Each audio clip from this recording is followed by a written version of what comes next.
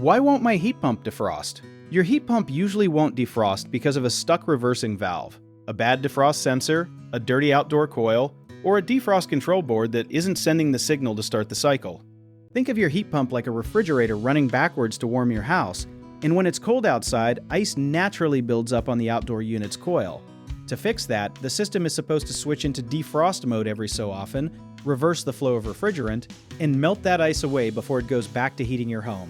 What most people don't know is that this whole process is controlled by a tiny sensor that reads the temperature of the coil, and if that sensor gets dirty, corroded, or simply wears out, it never tells the system that ice is built up, so defrost mode never turns on. Another thing barely anyone talks about is that low refrigerant levels can trick the system into thinking everything is fine even when the coil is covered in frost, because the pressure readings look normal. If you notice a thick layer of ice covering the outdoor unit and it never seems to melt on its own, that is your biggest clue that the defrost cycle is not kicking in like it should. A simple thing you can do yourself is turn off the system, gently spray the coil with a hose to knock off loose ice, and check if the outdoor fan is running normally, since a fan that won't stop could also be blocking the defrost sensor from doing its job. One common mistake people make is assuming a little frost on the unit means something is broken, when a small amount of frost during cold weather is actually completely normal and expected.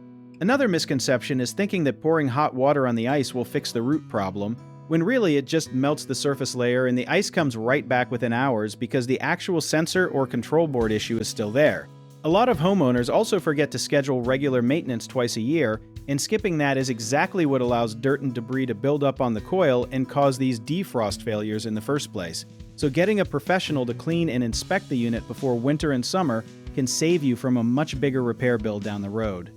If you need help with a project, search for trusted, affordable local contractors at www.bighomeprojects.com.